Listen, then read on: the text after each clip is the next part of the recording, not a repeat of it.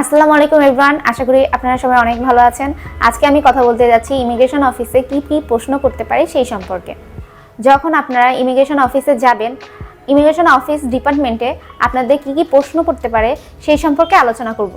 ধরেন আপনি ইউকে এবং ইউএসএতে যে কোনো একটি দেশেই যাচ্ছেন, অবশ্যই আপনাকে ইমিগ্রেশন ডিপার্টমেন্টে পাস করতে হবে।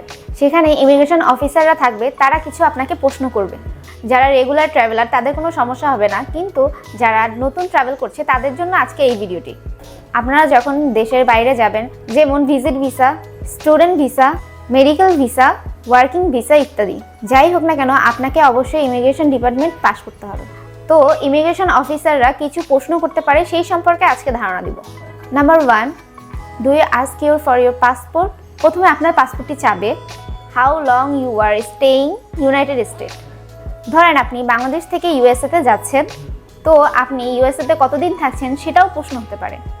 আপনি যে দেশেই যাচ্ছেন না কেন, আপনি কতদিন থাকছেন, কোথায় থাকছেন সেটা জানাতে হবে। আপনি যে দেশেই যাচ্ছেন না কেন আপনার উত্তর দিতে হবে, আমি এই দেশে যাচ্ছি এবং এতদিন থাকবো। একটা জিনিস মনে রাখতে হবে যে যারা শর্ট টার্মে বাংলাদেশ থেকে যাবে 3 মাস বা 6 মাসের জন্য, সেটা ভিসার উপরে নির্ভর হয়ে থাকে। অন্যান্য ভিসাগুলো লং টার্মে হয়ে থাকে।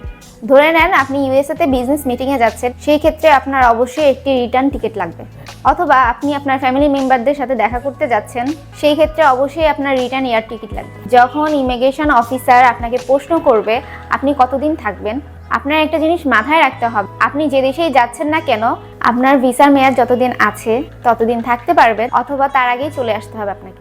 যদি আপনার ভিসার মেয়াদ 6 মাস থাকে, তার আগেই আপনাকে চলে আসতে হবে, কারণ সেই দেশে যে ভিসার মেয়াদ শেষ হওয়ার পরও থাকার কোনো পরিকল্পনা করছেন কিনা।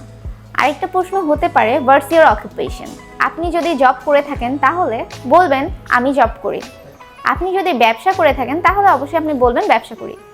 ইমিগ্রেশন অফিসাররা এটাও প্রশ্ন করতে পারেন, আপনি যে দেশে যাচ্ছেন সে দেশে আপনার ফ্যামিলি বা ফ্রেন্ড সার্কেল আছে কিনা। Do you have anything declare? এক এক দেশে এক এক রকম ডিক্লারেশন হয়ে থাকে, বা আপনি কোথায় থাকছেন সেটাও একটা প্রশ্ন করতে পারে আপনাদেরকে।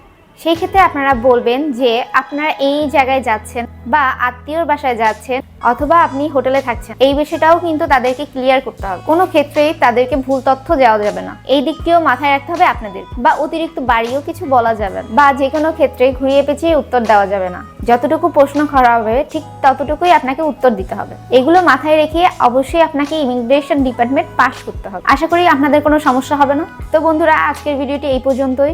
দেখা হচ্ছে পরবর্তী কোনো নতুন ভিডিওতে। সেই পর্যন্ত সবাই ভালো থাকবেন। আল্লাহ হাফেজ।